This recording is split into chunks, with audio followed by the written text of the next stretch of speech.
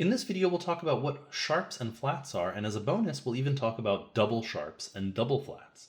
Here's my little cutout of a small section of a piano keyboard, and we've already talked about the white keys in a previous video. Now let's talk about the black keys for a moment. If you remember, I said that this is C, D, E, and F. But how do we identify these black keys? Well, we have a couple of options. If I want to call this note the key that's higher than C, I could call it C sharp. If I wanted to call this note the key that's higher than D, I would call it D sharp, F sharp, G sharp, etc. The other way I could do this is I could identify them as the note that's lower than the white key to the right of it. So instead of calling this C sharp, I could call it D flat. So this has two different names, C sharp and D flat. This black key over here, can you just think for a moment about two different names that it has? You could call it D sharp, or you could call it E flat. Whenever we talk about a note that has more than one name, we call that the enharmonic equivalent. So an example of that would be, and think about this if you can answer this question to yourself, what is the enharmonic equivalent of F sharp? That would be G flat. How about the enharmonic equivalent of B flat? What is another name for this exact same note? Instead of B flat, we could call it A sharp. Let's try one more. Instead of calling this note G sharp, what's the enharmonic equivalent? Another name for the exact same note. I could call it A flat. Now here's another little tricky thing. Let's take a look at this note. Can you think to yourself for a moment just to identify what that note is? I'll tell you the answer in a second. This is the note E. So remember, this is C, this is D, and this is E. Well, if I were to say E sharp, there's actually no black key in between E and F. So E sharp is actually the enharmonic equivalent of F.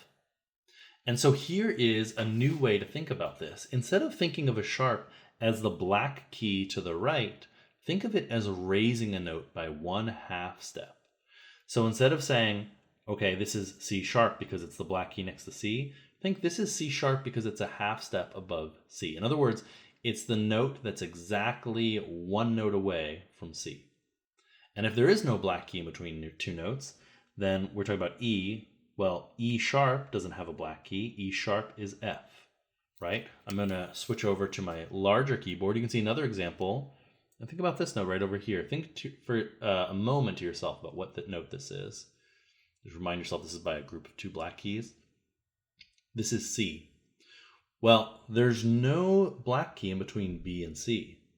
So if I were to say C flat, I would actually be calling this the enharmonic equivalent of B.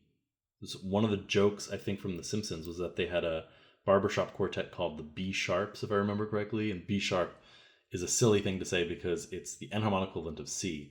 99% of the time, you won't ever see something called B sharp because we just use C.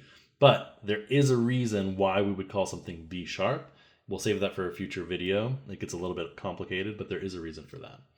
Okay, just for bonus, let's talk about double sharps and double flats. Although you see them pretty rarely, just like a B sharp, there is a reason why you might see a double sharp or double flat. Here's an F. Remember, F sharp means one key up, a half step up. Well, F double sharp just means two keys up. So F, F sharp, F double sharp. Here's F double sharp. Think to yourself for a moment about what the enharmonic equivalent is of F double sharp.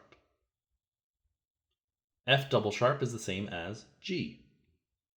Let's think for a moment about, D double sharp.